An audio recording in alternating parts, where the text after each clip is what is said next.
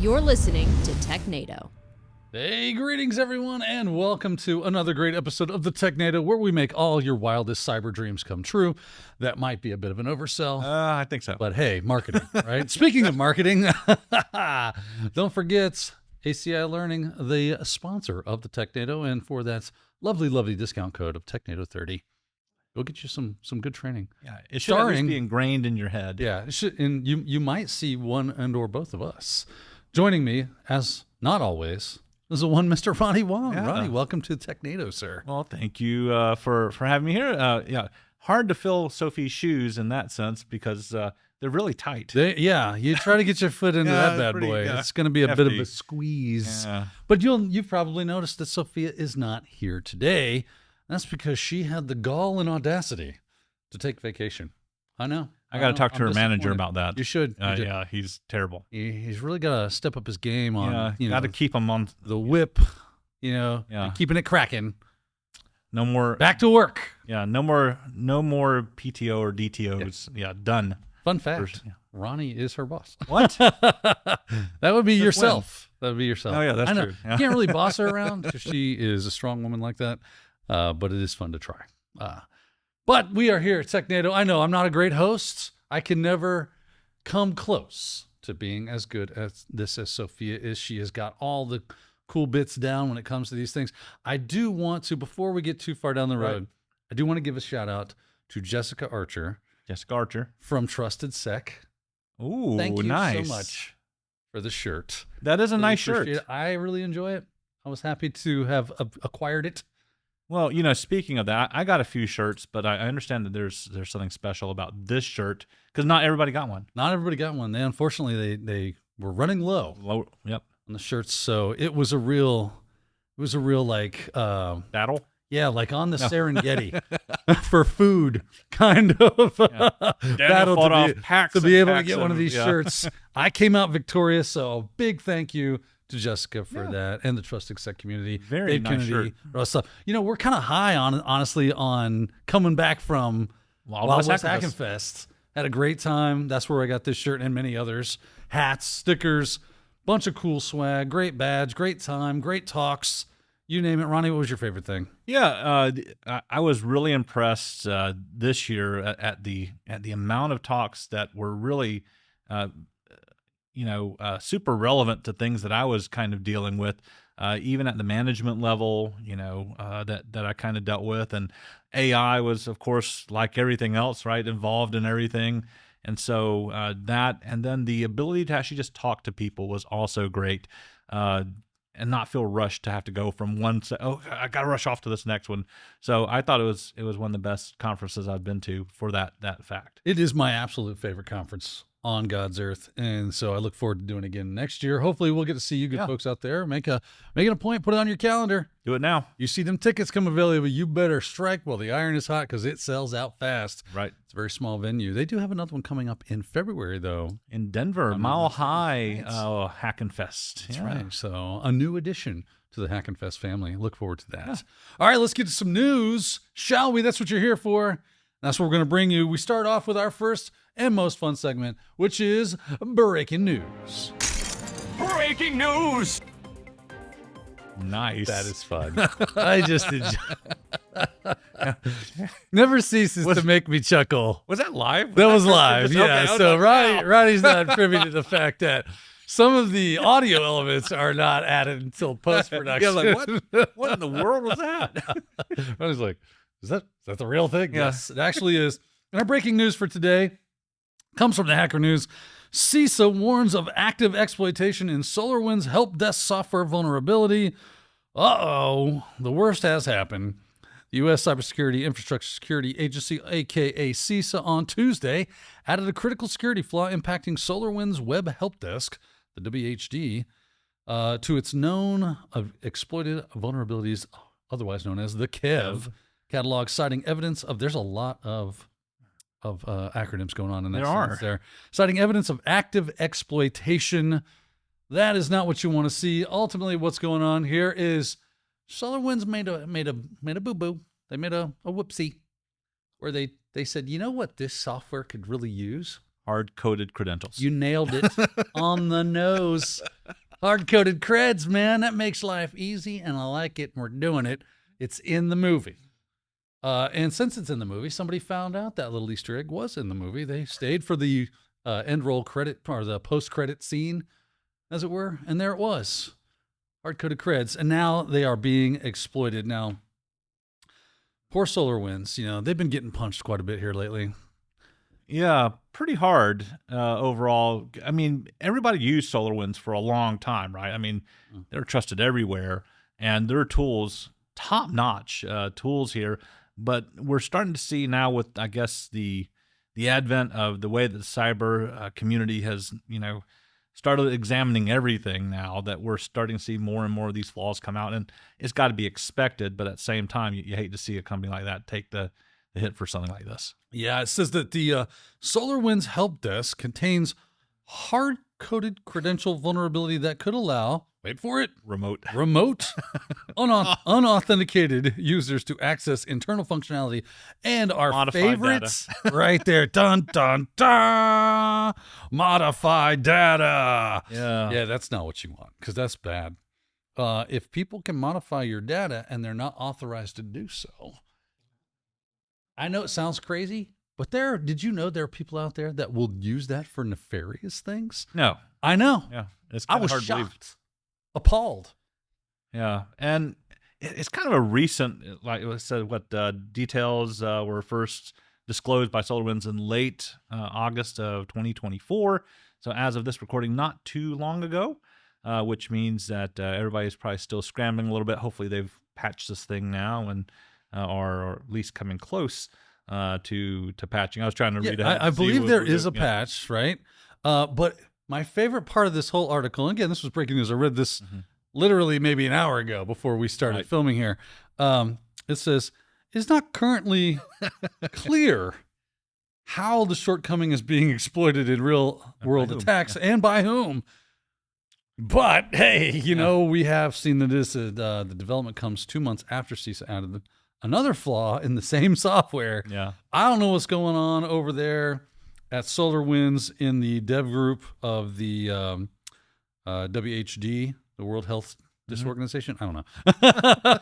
It's the web help desk software, but they got some meetings they're about to be a privy to, and someone's probably going to be a bit red-faced and mad and going, I'm going to use some acronyms like Whiskey Tango Fox and yeah, just a bit there on this one when talk about not currently clear how shortcoming is being exploited in real world attacks and by whom.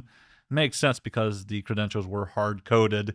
Right. So if they're using that, you at least you would see some like IP traffic or things of that nature. Other IOCs usually kind of leads to where and who some types of attribution could come from, and maybe they just haven't kind of gotten to the nitty gritty of it yet, and or maybe found those IOCs, but well, they're just like hitting the oh crap button. Yeah, that's kind of the nature of what they have to do, right? Is just triage at the beginning, right? And then okay, we've got it patched now, but if we don't announce it, somebody's going to say they found it anyway. So maybe this is more of just a, hey, oh, by the way, we had this, but we're fixing it right now. Yeah. Shouldn't have to worry about it again. But now I guess they don't really know like the history of how many people have already taken advantage of this thing. Yeah, well, like you said, Ronnie, at least they're a small company and nobody uses them. Yeah, no. That should help you sleep at night. Yeah.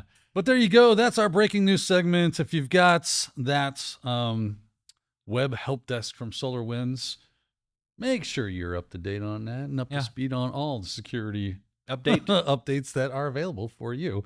And you have applied them because we don't like to see poor people getting breached.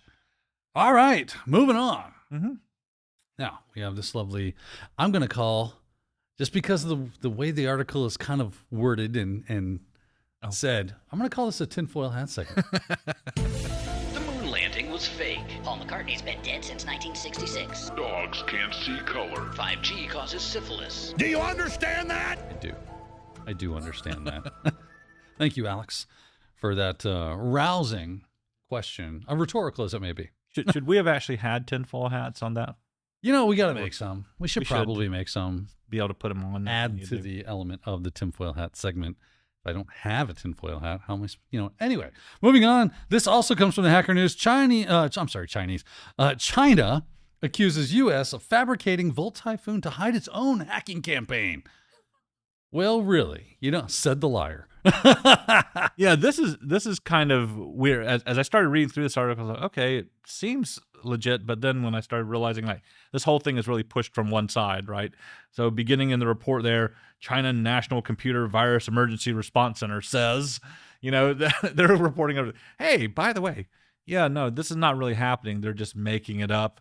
And then they show you all the ways that they're saying that it's being made up. Then you finally go, yeah, they're pushing a narrative of some sort that we have to look out for. What's interesting to me, though, is fun fact, China and the U.S., not the best of buds. No. We've got a weird relationship with them for some strange reason, even though we're quite hostile to each other. Mm.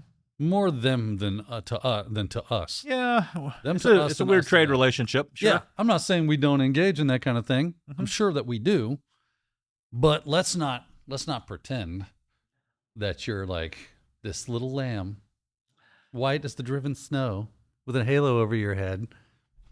It's like, let's, for the sake of an argument, just say that you're right, that Volt Typhoon is a made-up fabrication of the U.S. government to hide their own hacking campaigns.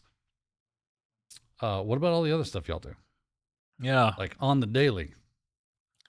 And the weird thing is they dragged everybody else into this too, right? Oh, yeah. So when they said, hey, this is the agency's collaboration with everybody else, essentially, accused the U.S. federal government, intelligence agencies, Five Eyes countries, conducting everything against cyber espionage activities in China, France, Germany, Japan, and the internet users globally. Like we don't know this anyway, right? Yes, I know that the U.S. government is spying not only on you, but me. And you and you and you and you and you. We're connected to the internet. We get it. Right. And if we can't do it directly, we do it indirectly through the Five Eyes nations and all the other fun stuff that goes on. That doesn't mean that we shouldn't be like keeping an eye on your activities, China. Yeah. Right. And I don't think you really, again, made the real point here. Nope. Right. It says that they have ironclad evidence indicating that indicating that the U.S. carries out false flag operations in an attempt to conceal its own malicious cyber attacks, adding it's inventing the so-called danger of Chinese cyber attacks. I think that's where we've gone into real fantasy world, Ronnie. Yeah. And that has established a large-scale global internet surveillance network. Of course it has. Do you really, what are we doing here? You try, that's like going, the sky is blue. Yes, Thank you. Yeah, that doesn't seem to clarify anything, but ironclad evidence, you would think that they could give some example of the ironclad evidence. Well, and the fact that what it seems to me is like they are trying from what I'm getting from this article, what they are trying to do is kind of shift the focus away from themselves. Right. Right. And that's why I kind of made the joke at the beginning, said the liar. Yeah. Right. You are known bad guys. You are known liars. You are known to be doing all sorts of nefarious and weird crap that many people are not fans of. Yeah. And then you're going to come to me and like claim umbrage. Yeah. Well, that we're performing espionage or strangely that they call it a false flag, but they may be planning the false flag to call our false flag. Right. Right. Like this reeks of. Yeah.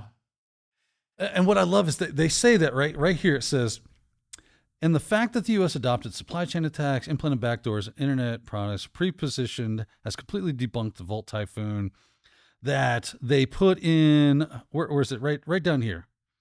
That's, this is a misinformation campaign orchestrated by the U.S. intelligence agencies that they, where is it? That they use different languages. Yep.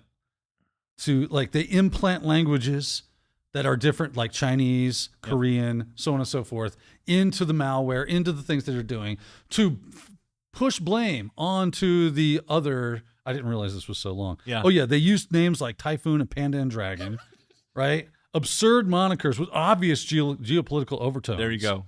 right? That they use all these different languages.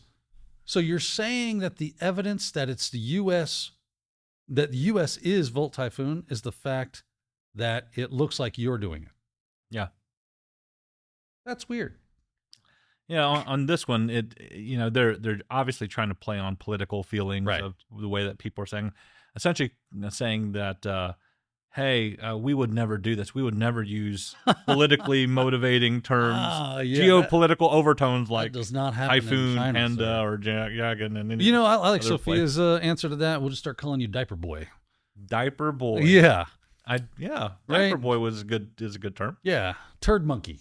Or you're just flinging feces. Yeah, I was trying like, to get, my like brain a was monkey at the zoo. Yeah, it was slow, but I was getting there. Yeah. Okay, I get it now. Yep, sure.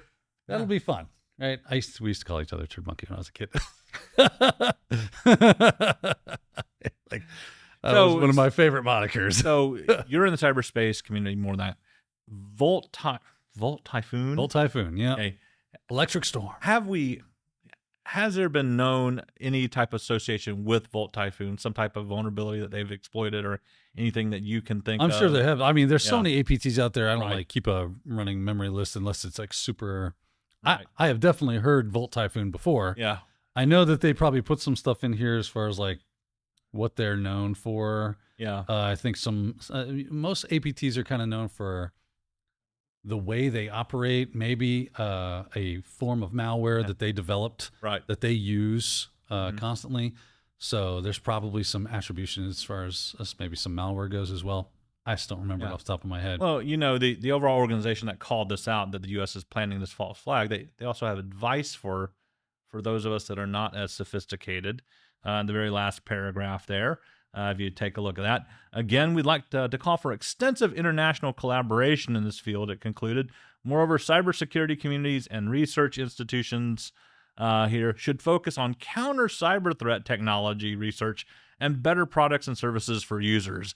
So they're saying, hey, if we're more sophisticated, so we're not just throwing blame. We're saying let's call for a better community that actually focuses on improving and helping all of mankind, and not throwing shade or false flags at everybody. Yeah, they're better at this than we are. Oh, well, good for them. Yeah. That's just amazing. Why are you crying about espionage then? Like, I don't want to be blamed for any of the bad things I didn't do. I only want to be blamed for the bad things I did do. Yeah. Gotcha. Glad we had this talk. Well, there you go. Just thought that was a very interesting article. It is. So, moving on. Didn't know if you knew this, Ronnie, but this is a fun article we've got today. This actually happened this week, a little earlier in the week. Internet Archive data breach impacted 31 million users. Oh man, the Internet Archive disclosed a data breach. The security incident impacted more than 31 million users of the Wayback Machine. The Internet Archive is an American nonprofit digital library website that provides free access to collections of digitized materials, including websites, software applications, music, audiovisual, and print materials. As of September 5th, 2024, the Internet Archive held more than 42.1 million print materials, 13 million videos, 1.2 million software programs, 14 million audio files, 5 million images, 272,660 concerts, and over 866 billion web pages. that's a lot. Yeah, that's a lot in the Wayback Machine. Its mission is committed to providing universal access to all knowledge. Ronnie, you use the Wayback Machine at all? I've used it a couple of times, but just so that we set it right, maybe for a new user or maybe somebody new in cybersecurity, Wayback Machine, give a little bit of context for that. What does it help? I love it. So it kind of takes snapshots of the internet, right? And that's the cool thing about it. And I say that what it does, let's say you make a website, right? You're like, cool, I've got Ronnie, you love knitting hats for small animals. So Ronnie'sPetHats.com, he spins that up, throws it out on the internet. There's his listings, all this stuff. The Wayback Machine kind of goes, hey, a site. Let's take a picture of that. Let me download that site and keep a copy of it. And you can go to the Wayback Machine. And now, 2 years later, Ronnie's site is booming. It's doing phenomenal. And you're like, oh, I don't like the new look and feel. And there was a product. I can't remember what it is. He used to sell this particular hat for, kangaroos. Yeah. I don't know why you have a kangaroo, but whatever. You got a kangaroo as a pet. He had a hat for it. It was knitted to perfection. You just can't seem to find it on his new site. You go to the Wayback Machine and you start looking through where you remember, well, it was like last year around Christmas time. I was looking at it. So you go to the previous year. There's a calendar and it shows a snapshot in that area. Click on that and you can view that entire page like it was at that point in time. It's pretty amazing because cool. it helps you to actually get a context for things. And especially in today's day and age when stuff goes missing and you don't know it's gone missing, it allows us to be able to search back. I know it existed. I know it was there. And here it is in the Wayback Machine. But this compromise here, 31 million users of Wayback. That's a big one. That's a big number. Yeah, that's a pretty big number. Obviously, a lot of people like the Wayback Machine. Another really interesting thing about the Wayback Machine is when people spin up their first website or the first iteration of a website, sometimes they don't take security into effect. Yeah. And there's some security things that might be exposed in that older version that is no longer exposed in the newer version and yet might still be there. So a lot of hackers will use the Wayback Machine as a way to do reconnaissance, do research on their target, find interesting pieces of information and go, ooh, you have an entry in your robots.txt file. It's not in the new version. I wonder if that endpoint still, it still exists. And, oh, look, it's like, like an XML statement of a bunch of different elements that I would no longer have access to at this point. But now I do. Thank you, Wayback Machine. So a lot of that stuff can really be useful. But then back to your point, the fact that there's 31 million records. Now, it does say exactly what was in those records, which it was like a big SQL file, right? 6.4 gigabytes of a SQL file named iausers.sql. And there we go. It confirmed it has stolen 31 million records, including email addresses, screen names, bcrypt password hashes, and timestamps for password changes. That's nice. Which is good to know if you're wanting to crack those passwords because you're like, oh, maybe they've changed it by now, or maybe they haven't. You know what I mean? Yeah. So that could be useful for your. All right. So let's say that I'm new at this. I'm just putting this idea in. It says the threat actors that breached the popular website has also shared a copy of the stolen data with the data breach notification service. I have been pwned. Yeah. Have I been pwned? Yeah. Have I been pwned? Why would they do that? I guess they're not total D-bags. Okay. Well, I think part of it was that they already said that 54% of what they had already stolen was already in their platform. Yeah, we've constantly been making the joke how many breaches does it take before we reach an equilibrium where it doesn't matter anymore? All your data is now exposed, right? Forever and for all time. And obviously, things change, so it'll be really tough to find that equilibrium. But yeah, the fact that 51%? 54% is already there. Yeah. Already out there. So they only increased the Have I Been Pwned database, or at least those records, you know what I mean? By not as large of a margin, which is kind of scary when you think about it, honestly. Yeah. It makes me, I think I'm peeing down my leg a little. Yeah. And they also had the same bad luck of having a possible insane coincidence, right, of a denial of service attack during the same time. Yeah. And why would someone DDoS the Wayback Machine? Yeah, that doesn't seem... That's weird. Just because of funsies? Several times. Or did maybe these hackers accidentally kicked it over? Or were they I didn't remember reading that part. Yeah. It says the internet founder Brewster confirmed that a DDoS attack has brought the website offline several times on Tuesday. Yeah. So no, this is not the breach. This is a completely different thing. Yeah. What we know, DDoS attack fended off for now. Defacement of our website via JS library, breach of usernames, email, salted encrypted passwords. What we've done, disabled the JS library, scrubbing systems, upgrading security. We'll share more as we know it. Sorry, but DDoS folks are back and knocked archive.org and openlibrary.org offline. So that's just weird. Yeah. Now, a lot of times a DDoS attack can be hackers will set fire to one side of your compound so that all the first responders rush over there to triage. and now their eyes are off of over here, Right. so they can attack. So maybe they're under in another attack. Again, who the heck wants in? I mean, other than all the usernames and passwords have already been nailed. Right. So why the DDoS? Like, what's the purpose of this? Yeah. It's a nonprofit, if I'm not mistaken, right? So there's like, do they just want to watch the world burn? What do you think the impetus? What's the reason? What's the motivation behind this? Comment below if you have any idea, because it's just escaping me for whatever reason. Probably because I haven't thought about it at all until now. Because like I said, I don't remember reading that part. I might have not made it to the bottom of the article before we fired it up. That can be neither confirmed nor denied. But there you go. Ronnie, Yes. the Wayback Machine. Pretty Love it. cool. Yeah, very cool. Unfortunate disasters that are going on over there. I hope they get that worked out soon, because I enjoy the Wayback Machine. I have used it for so many weird and various reasons. It is a very useful tool. So if you've never heard of it before, you're welcome. Yeah. Yeah. I like it. Moving on. Moving on. This is a great article. SOC teams. This comes from Dark Reading. SOC teams. Threat detection tools are stifling us. Stifling us. Threat Love the detection subtitle. tools. Yeah. Threat detection tools yield too many false positives, security pros say, leading to burnout and resentment. Like, I hate this thing. I absolutely loathe this thing. And this is an interesting topic. Coming back from Wild West Hacking Fest, almost everybody there, I would say probably 75% of the people that are at the conference are in cybersecurity. Yep. Like, they work in some capacity in cyber. The other 25% are people that are very new or complete noobs. Yeah. Right? Trying to get in. Wanting to get in. Right? Which is awesome. I love that there's so many people trying to get in. I think that's totally cool.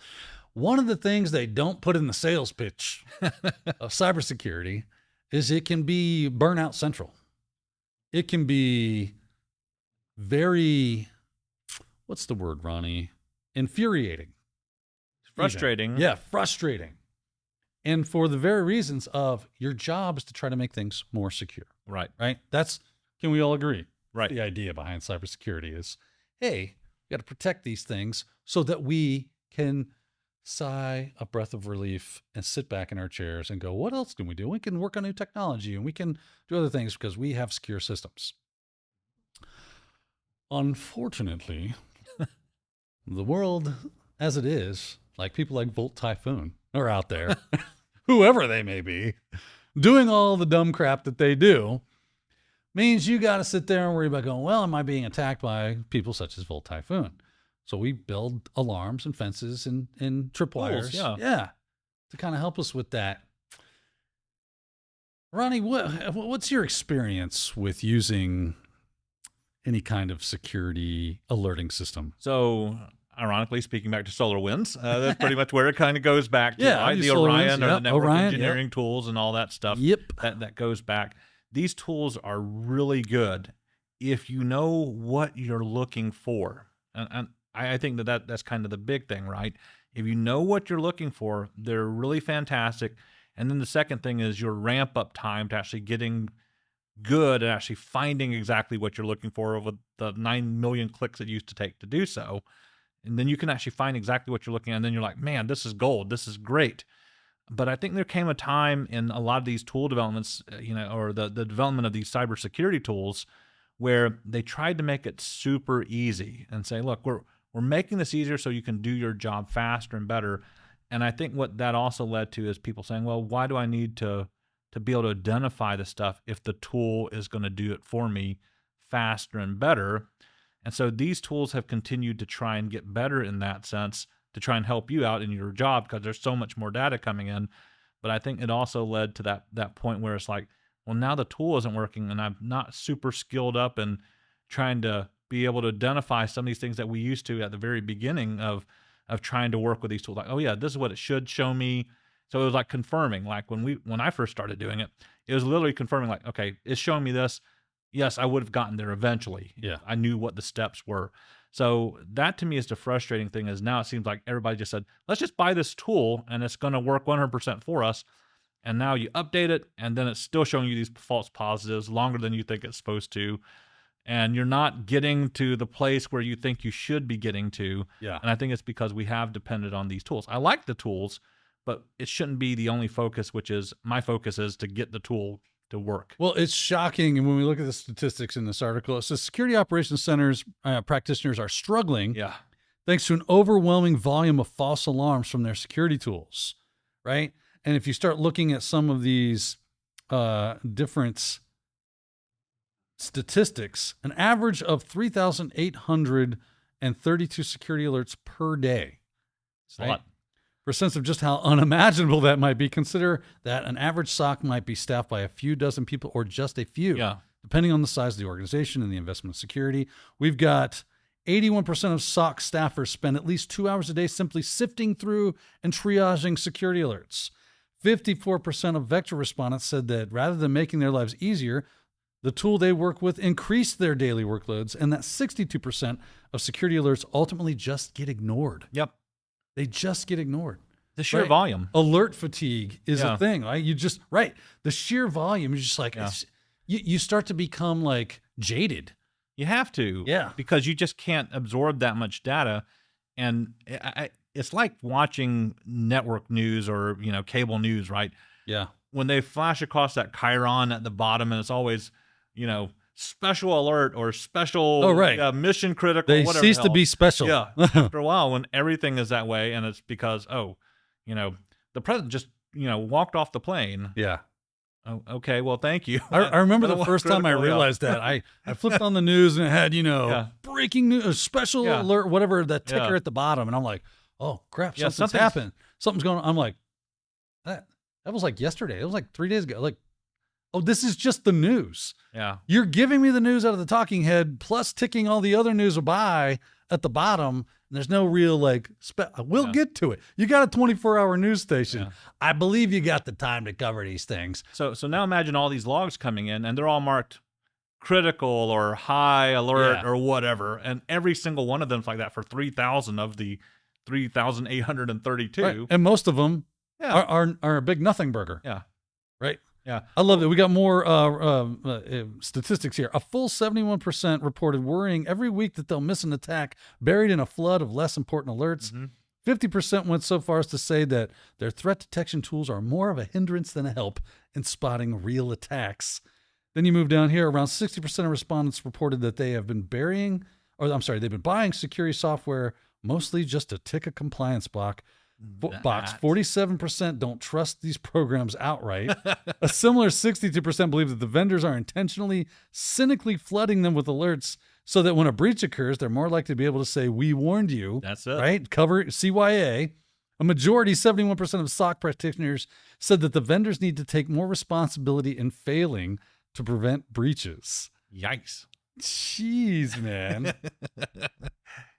Harsh. This is like this. I thought this article was interesting. Yeah. Didn't know if y'all finding it interesting, but I definitely find.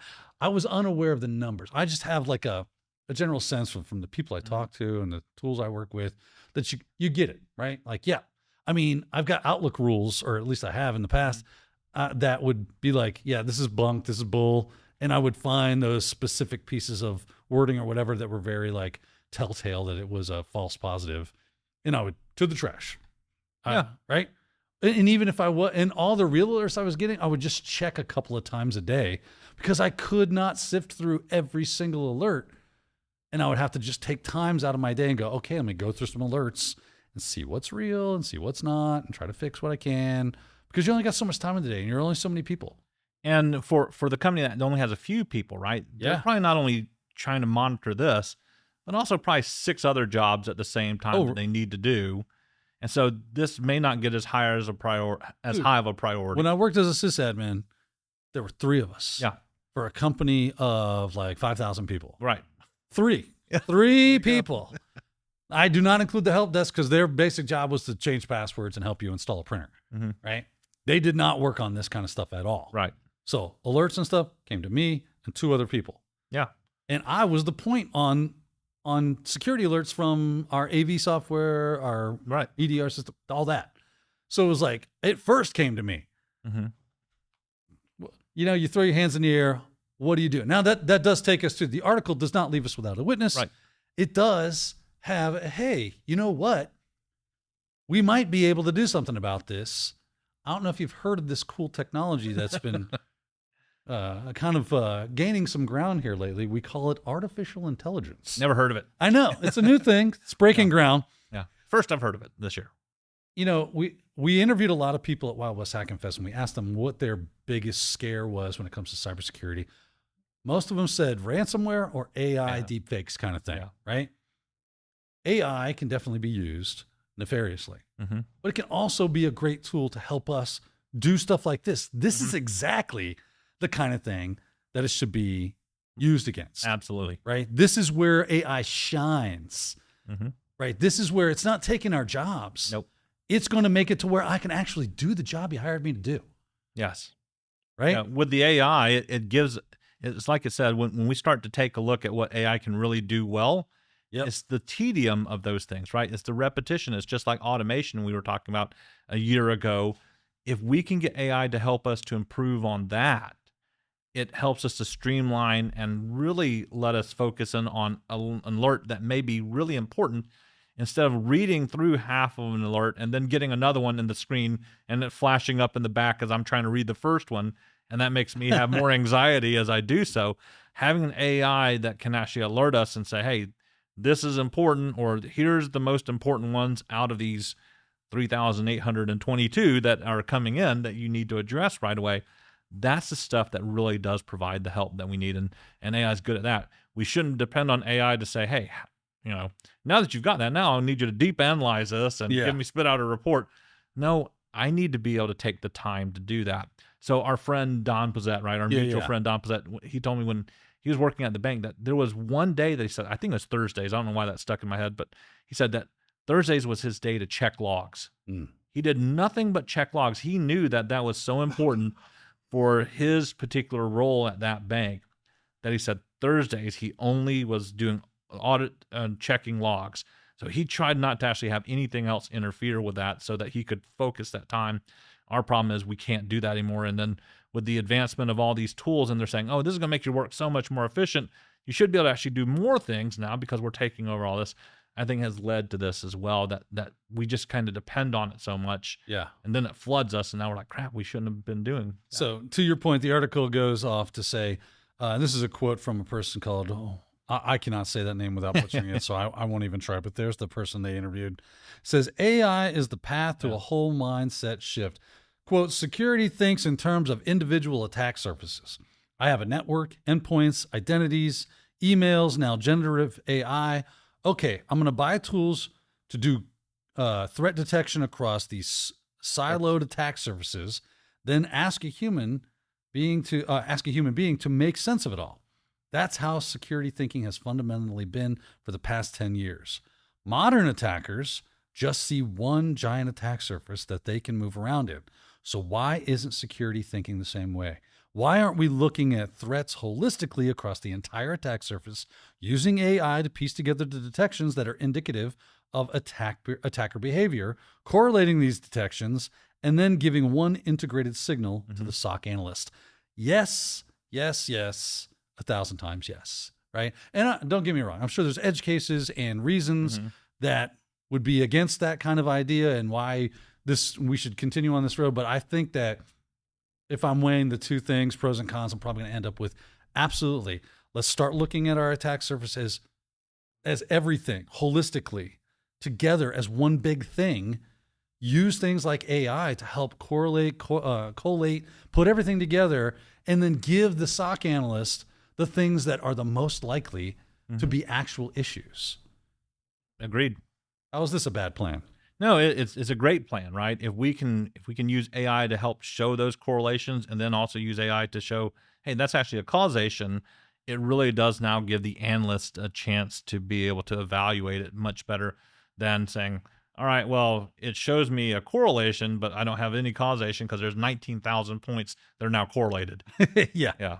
So AI can help us filter that out very much efficiently to bring causation. That's right. So all the doom and naysayers out there about AI, yes, I get it. And in some ways, I absolutely agree that AI can and probably will be our technical overlord before too very long. But until then, let's put it to work to doing some good stuff, right? Let's increase the AI's capabilities to help us in real and effective ways. Great article, dark reading. Thank you for publishing that. Yeah. I thought that was very insightful and thought-provoking, as well as a great conversation starter for you and your cyber friends out there. So get into that conversation. We'd love to hear what you think about that. Jump down in the comments section and give us your thoughts, opinions, comments, all that great stuff on that very topic. I think it could be a great conversation for us to have. That said, it is time for us to take a break and pay the bills for just a moment. But coming back, we'll have more great articles, so stay tuned. Hey, I'm Sophie Goodwin, edutainer at ACI Learning and subject matter expert for our new course, Cybersecurity Fundamentals. If you're new to cybersecurity, this is the course for you. Anyone from high school students to professional switching careers, these episodes are designed for you as an introduction to essential security terms and concepts. So we'll walk through security principles, governance, risk and compliance, access controls, threats and attacks, incident response, network security, and we'll look at some best practices for security operations. Security doesn't have to be scary. Check out Cybersecurity Fundamentals in the ACI Learning course library.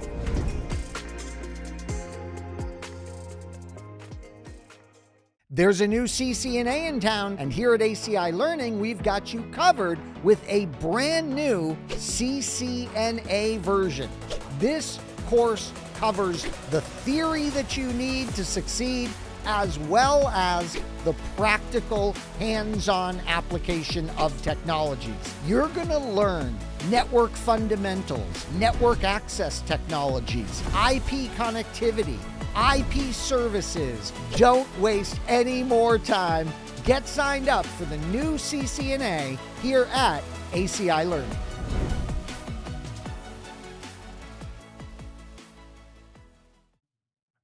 Welcome back, everyone. I hope you enjoyed that little commercial. And yeah, take advantage of that scenario, because that's some good training right there, if I do say so myself. Now, that being said, I know we left with our last article touting how AI could actually help us. Right. But this article is one I'm going to go ahead and label in our segment Porkchop Sandwiches. Porkchop sandwiches. Oh, shit. Porkchop sandwiches. Oh, shit. I don't know if it's an actual pork chop sandwiches, but I just really enjoy pork chop sandwiches. Okay. Yeah. So, because it makes me laugh. It makes me laugh. Speaking of making you laugh, if our little show here has made you laugh, if you've enjoyed it, if you found some value in it, make sure you hit that like and subscribe button, hit the notification bell. And if you don't like what you see, make sure you hit the like and subscribe button. So, and the notification I like bell. the two options. Yes. Great options yeah. so that you can hate everything we do on a schedule. As long as you like and subscribe it. That's right. Subscribe to it. That's how we know you didn't like it, is if you hit like and subscribe. So Yes. there's that. I agree. Now, talking about AI, this comes from GB Hackers. Beware of fake AI scam calls that take over your Gmail account. Yay. Right? Awesome. AI, like we said, it says scammers are use sophisticated AI technology to impersonate tech giants like Google, aiming to take over unsuspecting users' Gmail accounts. A recent incident highlights these fraudsters' cunning tactics, underscoring the need for heightened vigilance. That is no joke. Things have gotten a little weird out there, a little scary. AI, as we saw, could be useful as far as helping us discern which one of these SOC alerts are more realistic than others. On the other side of the fence, there's a technical term for them, a-holes. That's it. Out there that will also use AI for things that we don't really enjoy, like scamming you to take over your accounts. And now they have gone so far as to they've really gotten sophisticated with, like, I think the word sophistication or sophisticated kind of gets played a lot.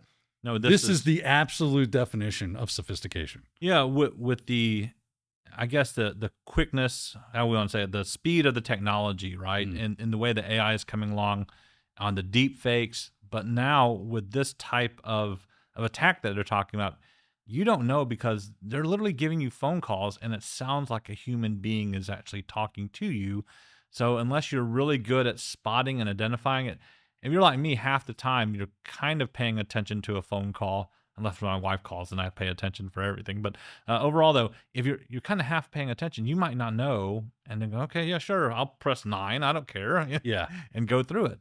So it's amazing how well these things work. You and I were actually involved in a CTF that actually kind of proved, like, when we interacted with the AI there, it was pretty good. It was not bad, especially for being kind of like cobbled together as like a proof of concept. Right. So Ronnie and I, when we were at Wild and West Hackenfest, the good folks over at Red Siege, specifically Jason Downey, he developed a way, because he does a lot of social engineering, he developed an AI system that allowed you to social engineer an entire company, a fake company that he created using AI technologies.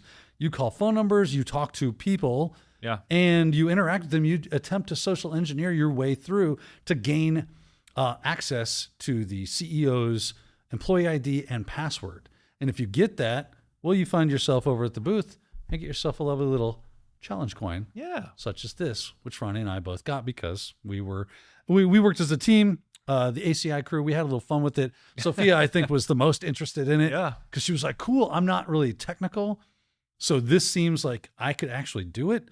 And then Caleb was like, yeah, this is, and Christian was like, yeah, let's.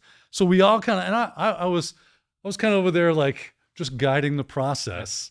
And then eventually I couldn't help myself and I got involved, but because it was so much fun. We had a big belly laugh. It was a lot of fun to mess with the AI, but it was really good and really crazy to see how you can utilize AI this way. Now, Ronnie, to your point, that's it could seem like a real person on the other end of the phone. Yeah, and that's the scary part, right? Because you normally, we're normally used to going through a phone tree, right? If you just hold on, and then music starts to play, and you kind of, okay, 9 or what, 0 0 until you get to whatever you want to do. But this really did provide some type of interaction to what you were saying. And for us, once we figured it out, there were keywords that we could, then we kind of realized, it was like, okay, now he's just responding to the keywords, and now we know. But if you just interact with it, it's going to figure out like, hey, you're spending more time, you're doing this, and I think that if there was more time developed in that, we probably would have been fooled more. Well, and I think this article actually kind of points out how sophisticated you can get with this.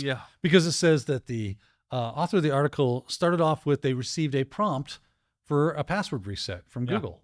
And they were like, denied. I'm not resetting any password. Then they received a phone call from what seemed like Google help, right? Like it was some sort of support system from Google. And even when they did a reverse on the number, it said it came from Google. Right? Which is crazy, but it's not Google. Then they told the AI, which they didn't, obviously they thought something was fishy about it, but they said, hey, send me a verification email. And they received a verification email immediately. This system has been set up very, like I said, we tend to throw sophisticated out there. No. This is absolutely sophistication right here. Imagine getting an immediate response, not like an automate. I mean, like, you asked me for it, I'm going to show you. I'm going to send you. And then here it comes. And you're like, oh my gosh. Absolutely. Right. So from then on, they receive this email. Then they get a follow-up call later, right? With another prompt so this is Sam Mitrovic blog report. Exactly 1 week later, another recovery notification from the United States arrived following a call by an Australian number. This time the user answered because I think they ignored the first one, right? On the line was a polite professional American voice claiming to be from Google, warning of suspicious activity on the account. The caller inquired about the recent logins from Germany and claimed that the account data had been downloaded over the past week. While speaking, the user searched for the phone number online and found it linked to official Google documentation. Despite this awareness, the number spoofing kept suspicion alive. When asked to send an email, the caller complied, and an email seemingly from Google domain arrived shortly after. And that's when it kind of started falling apart. The good thing was this person is kind of aware of security best practices, and we're able to spot some of the weird little tells that really, raise their eyebrow and go, this is obviously a phishing campaign. Things like that it was a non-Google domain, even though it was very well typo squatted. I think it says it was disguised as Google Mail, right here, Google Mail at internalcasetracking.com, which is not a Google domain. Right. But to the untrained mom and pop out there, just trying to live their life and go throughout their day and don't know these things, this totally would have smoked them. Mm-hmm. Additionally, the caller's voice exhibited uncanny precision and pronunciation and spacing, suggesting AI generated it. Right? Again, it was too clean. Right. It was too good. I think that has been one of the big telltale signs of just about any kind of AI technology that's, whether it be audio or visual or whatever, even where attackers are using AI to generate phishing emails and things of that nature. They're too good. I will obviously in the future be, because I saw that one of the things that they use to detect whether or not AI generated a phishing email is, does it use an Oxford comma? And I use Oxford commas appropriately. Yeah, all the time. Right, all the time. So is everybody just going to think my email's AI generated every time just because I use an Oxford comma? Probably after today. But there you go. It says, realizing this could be an AI-driven scam, the user hung up, investigated further. They checked a recent sign-in activity, found no unauthorized access. They examined email headers and revealed that Salesforce was used to spoof the sender's address over Gmail servers. This incident is a stark reminder of the lengths scammers will go to deceive their targets. And then, of course, we have a laundry list of things that we can do to help protect ourselves against such scams. And I think that laundry list is a good laundry list for someone that technically knows what's going on. But when we start heading into like number 4, inspect email headers, then all of a sudden, that's probably when it's going to get over the heads of a lot of people. What we should do is make that easier. Right. We should, let's stop hiding them, right? Because you got to go through a process to unhide them because it clutters up the top. Who cares? Now, I think in some systems now, it's just a click. Yeah. Click on that and it will display But some of them, more information. Yeah, good luck in finding. Right. Yeah, unless you go, okay, we're gonna have to open this up and this up as well.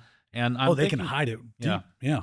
And I'm thinking about this more for like the spear phishing type of attack, right? Where the CEO doesn't know. It's like, well, it sounds legit, and and they go ahead and they do this thing, and then they never say anything because they don't want anybody to know that they actually had this happen to them. As well. Do you know what my number one way of avoiding this type of problem is? Don't look at your emails. Well, that will definitely help. But if it's a call, I don't answer numbers I don't know. Yeah, I don't answer numbers. I don't care if it said Google. Yeah. If it said, I'll be like, Google's not calling me. And if they are, they'll leave a message. If it's important, I'll call them back. And that's what I do. I screen my calls in that way. I was like, if they really needed me, they'd leave their number and their name, and I can call them back. Well, even if they left the number, I'm going to go to Google and I'm going to look up their contact information and I'm going to call that support number that I find on their legit website, not the one that they told me it was on the phone. You just can't trust any information unsolicited that's coming towards you. Right? Yeah. If they are suspicion, right. Helps. And that is the biggest red flag, is that they reached out to you. Right? Yeah. Now, do bad things happen and they are by law required to, hey, we have a data breach, we have blank, X, Y, or Z happen. Yeah, but you're going to get an email that says that. And they're not going to put a link in there. And if they do, don't follow it. Yeah. Right? Just follow the steps that they add to the email. If they don't give you any, go log in normally. Don't click the link that says log in here. No, don't do it. That's wrong. You go do the things. Is that a harder way of doing things? Absolutely. But is it harder, say, than trying to back out of like identity theft? No. Yeah. No. Right? That seems harder to me than looking up a phone number and waiting on hold to get a hold of somebody and being inconvenienced for maybe an hour.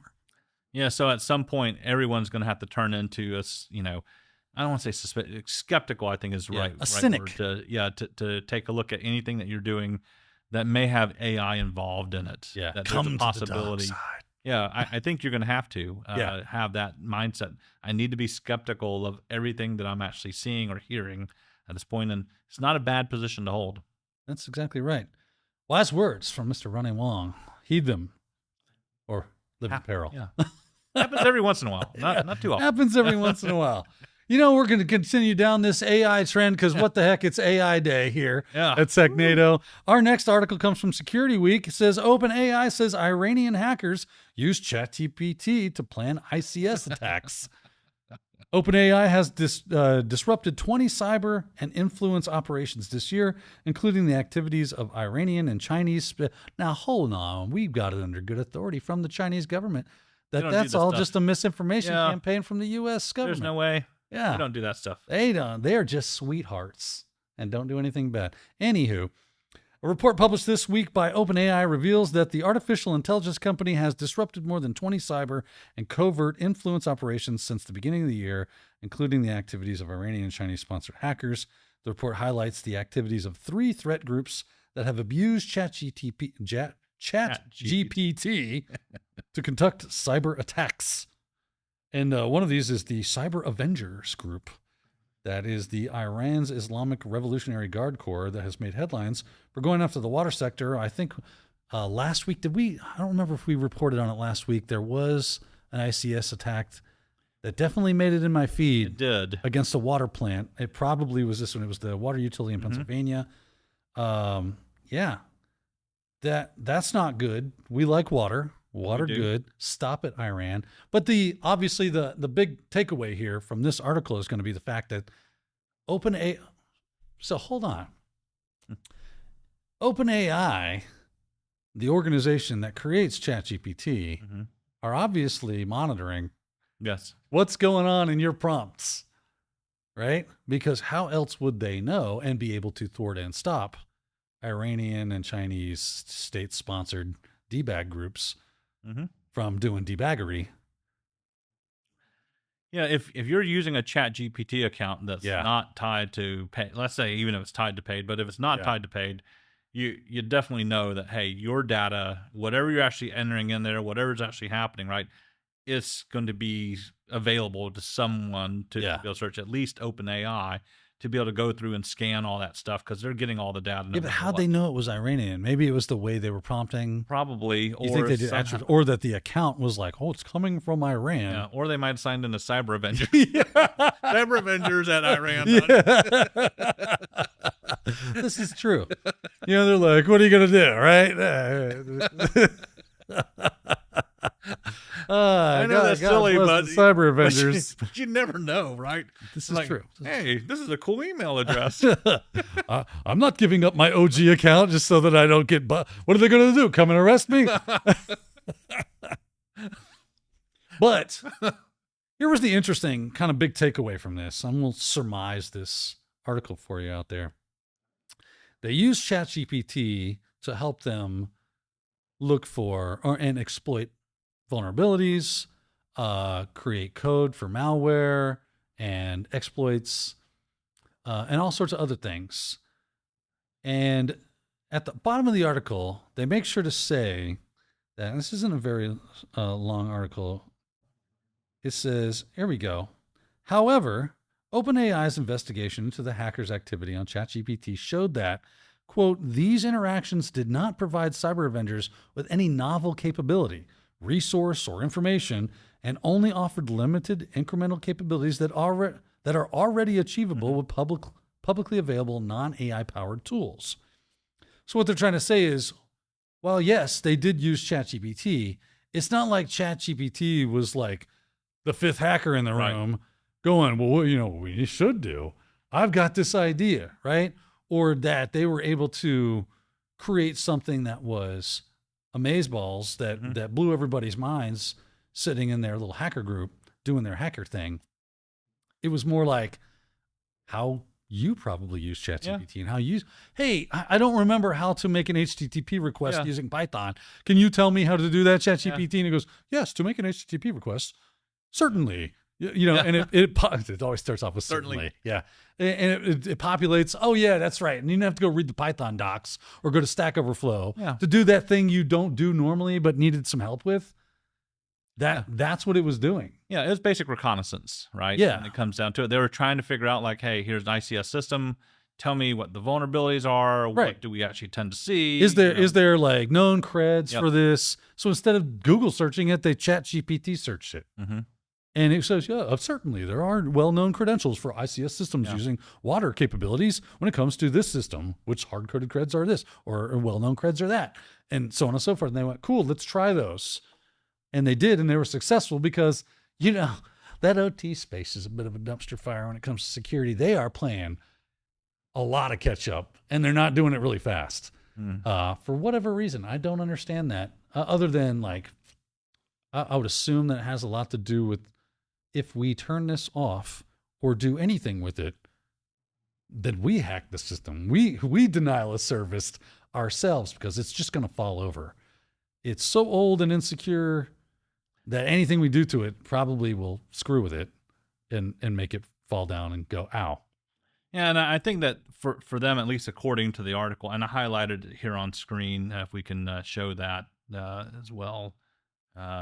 Specifically, the hackers asked ChatGPT for industrial ports and protocols that can connect to the internet, industrial routers and PLCs commonly used in Jordan, as well as electricity companies and contractors in this country, and default passwords for Tritium Niagara devices and Hirschman RS industrial routers.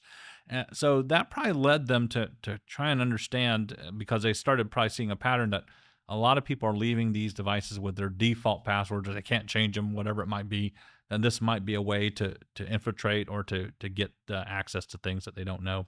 So so it's reconnaissance. Yeah, I'm guessing Security Week is just an arm of the U.S. intelligence agencies, because it says right here that OpenAI has also summarized the activities of China-linked threat actor Sweet Spectre, which not only used ChatGPT for reconnaissance, vulnerability research, malware development, and social engineering, but also attempted to send emails delivering malware to OpenAI employees.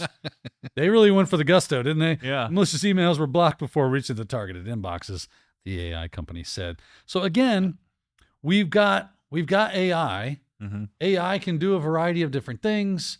It is a tool at the end of the day. How we end up using it. Now, obviously, we're trying to make that tool the master of the entire world for whatever reason.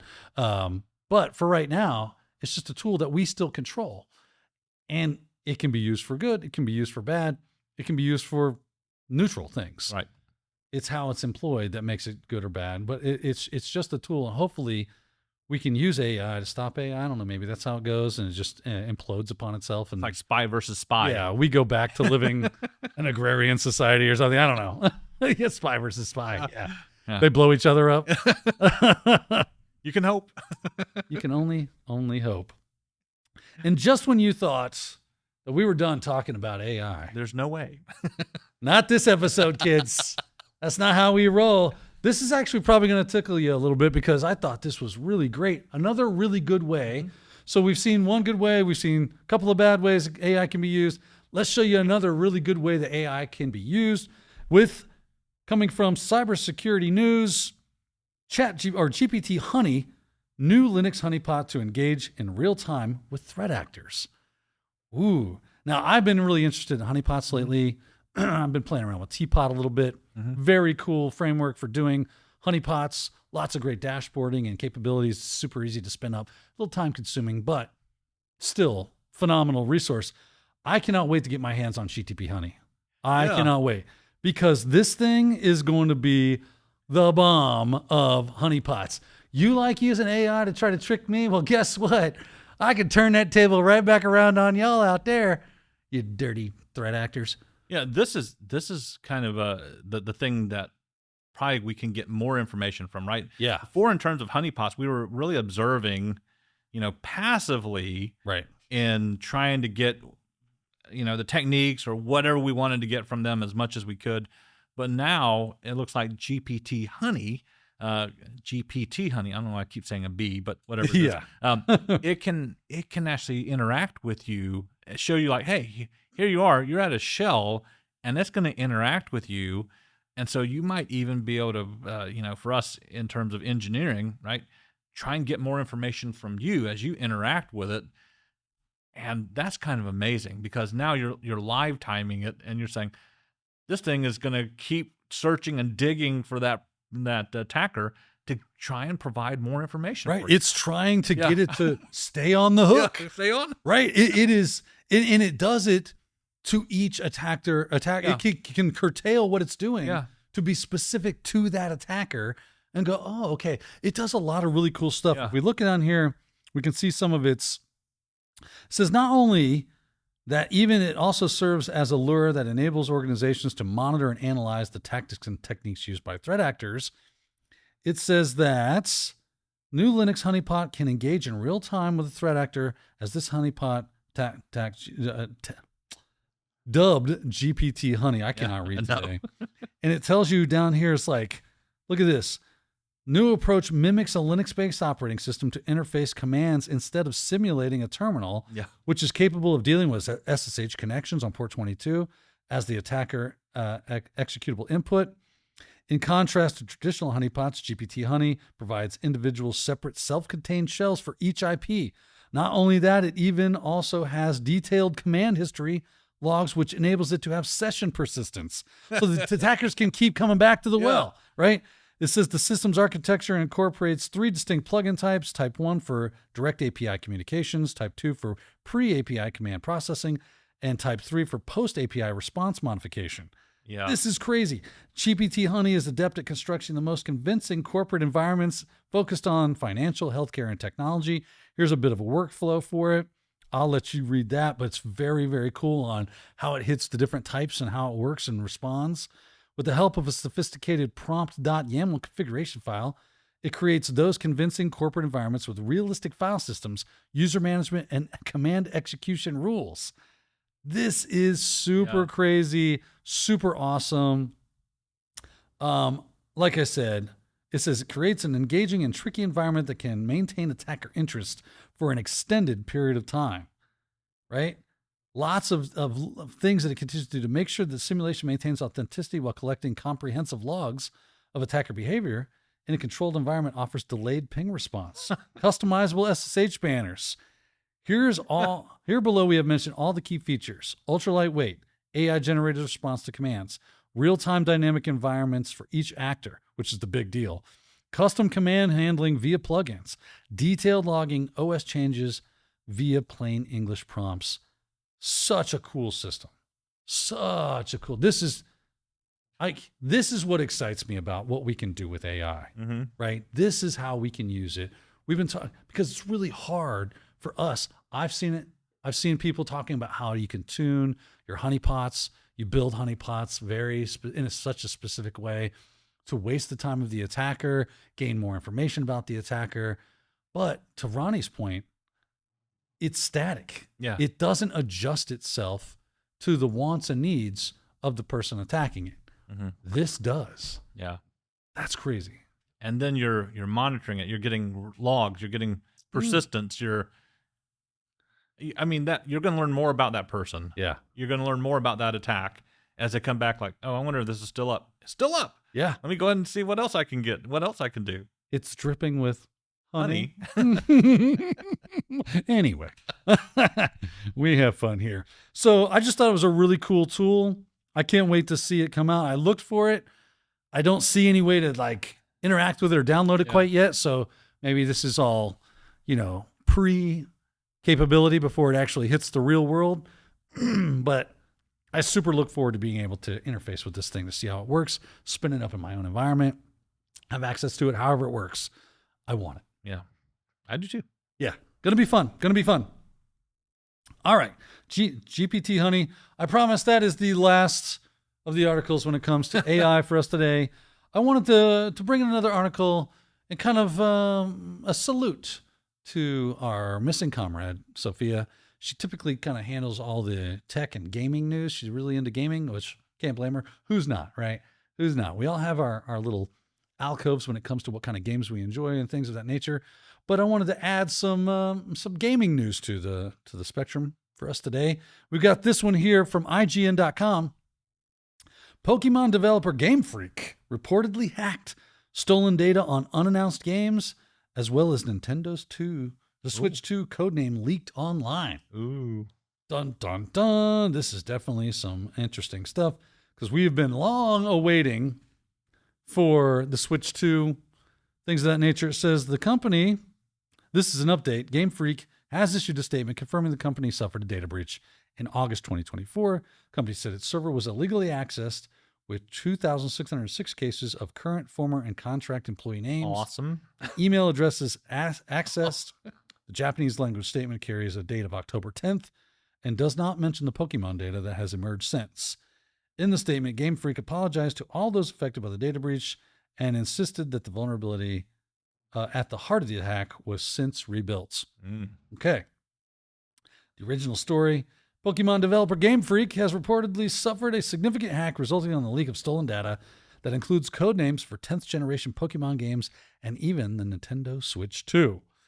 As reported by Nintendo Life, data leaked online includes the code names of Nintendo's next-gen consoles, reportedly Ounce, the code name of the announced 10th gen Pokemon game, reportedly Gaia, and the code name of the announced Pokemon Legends ZA, Ikaku.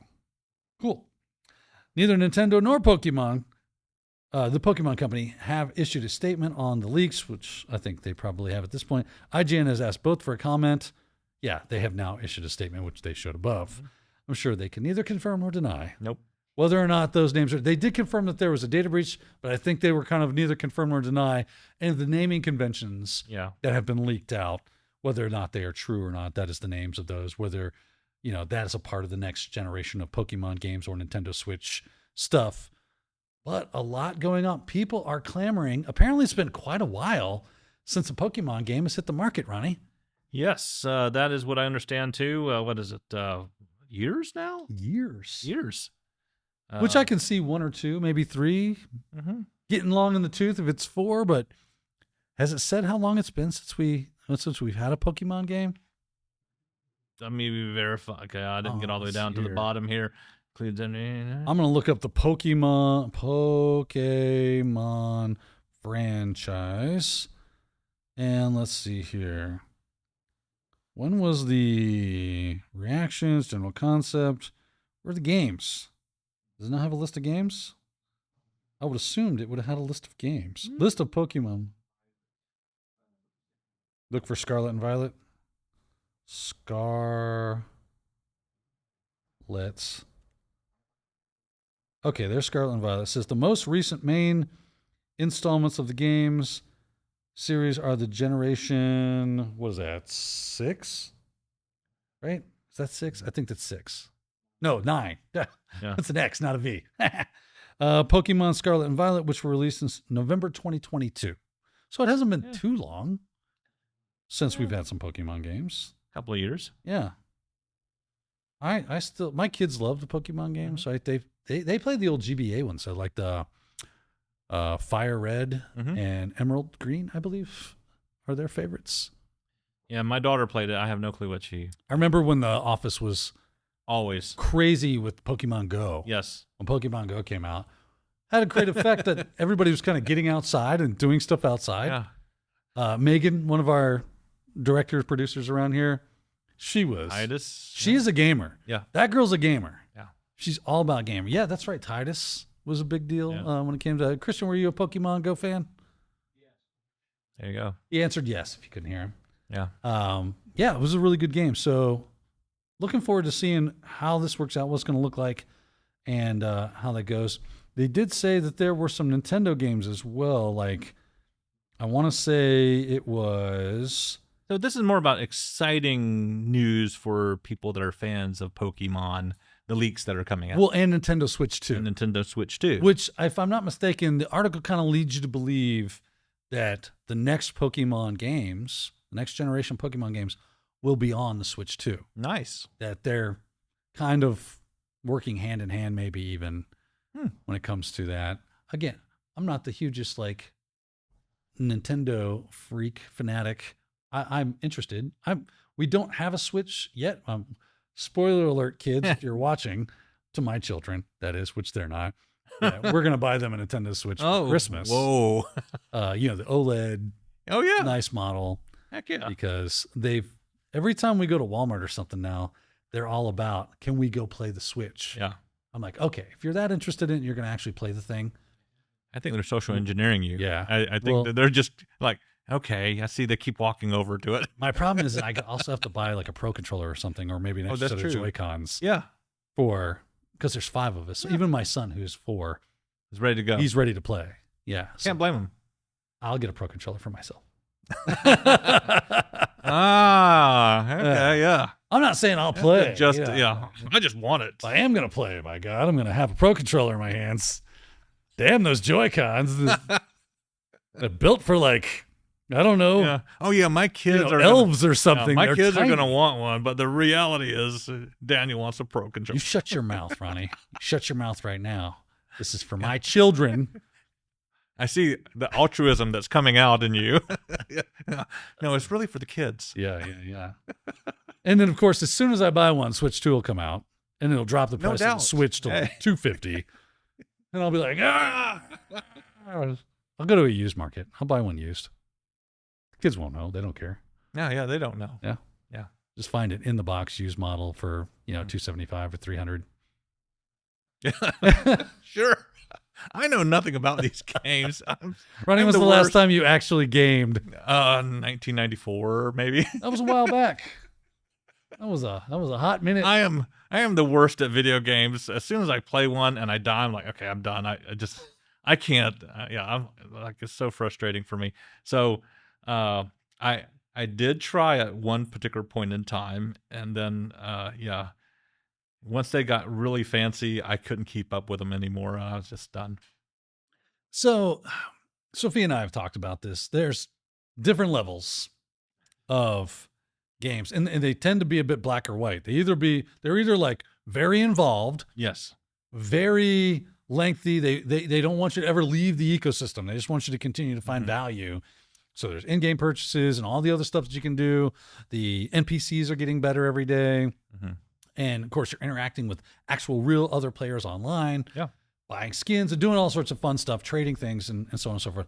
And then there's it's for kids, right? That would be for me. Yeah. And you can't really lose the game.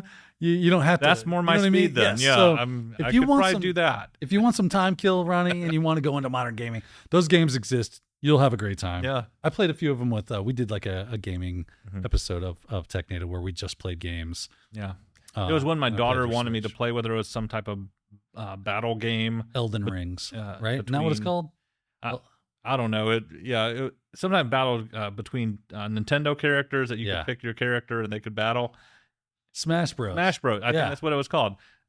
My character kept walking off the edge of the screen, and I was like, I don't know what I'm even doing. Ronnie's I could like not stop. holding the controller in the down position. I don't know what the problem is. It just kept walking. I was like, I don't know what I'm doing here. So I finally gave up after 3 times dying. Hey, at least you tried. Yeah, I did. Speaking of trying, at least we tried to make an episode today. Hopefully we succeeded. Hopefully you guys enjoyed it. Yeah. But that's fun. Is the Technado, ladies and gentlemen. We do appreciate you joining us today. I'm sure there's a bunch of marketing spiel that Sophia has on the top of her head, like November. Remember, the 6th of November, because then we have an All Things Cyber. We right? do have an All Isn't Things it the 6th, Cyber. or is it the 5th? It's November. I should know this, but Yeah, you should, because you just I booked just booked this here. While he's looking that up, it's with a one Mike Saunders, a good friend of mine, of ours, honestly, from Red Siege. He's going to make an appearance here. Lead Red Team and security analyst for, and consultant for Red Siege. November 7th. November 6th. We got it right somewhere in there. I'm like, no, well, November 5th is when we vote. Yeah. Right? I'm like, can't be that Nope. way. That's Nope. okay. So that's a Tuesday, Yep. right? Duh. Yeah. Hello. November 7th. Listen. Saunders and coming back for All Things Cyber. That's right. It's Should going to be be fun. an awesome time. He is a wealth of knowledge. He's created shellcode obfuscations that are amazing. If you need something answered when it comes to the offensive side of security, the man has probably got something for you. So I would highly recommend you come and sign up for that. I don't know if we have that on the website just yet. Probably not. Keep an eye out. It's going to be at acilearning.com/webinars. Keep an eye out there. Once it's on the website, you'll be able to register for that. But we'll also be on like YouTube and Sure. and I don't know if we do LinkedIn Live and Zoom and yeah. everything. Yeah. I forget which channels we have. Again, not Sophia. I don't know those or have Me neither. access to that information. I'm just really good at talking to cybersecurity people. Yeah. And getting the info because I want to know. I want to just as bad as you do. Answer those questions. Have a good time. That should be a Ronnie, great time. thanks for joining me in. Thanks for filling in. Appreciate being asked to be here. Appreciate you doing it, and we appreciate you watching. Until next time, keep hacking. Thanks for watching. If you enjoyed today's show, consider subscribing so you'll never miss a new episode.